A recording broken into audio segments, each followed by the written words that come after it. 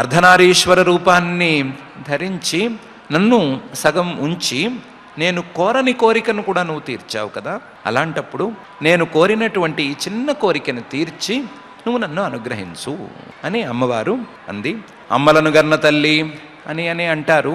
ఎంత కాదన్నా, ఎంత అమ్మలను గన్న అమ్మ అయినా సరే ఆవిడ కూడా ఆడపిల్ల కాబట్టి పుట్టింటికి వెళ్ళాలి అనేటువంటి కోరికను ఆవిడ ప్రదర్శించింది.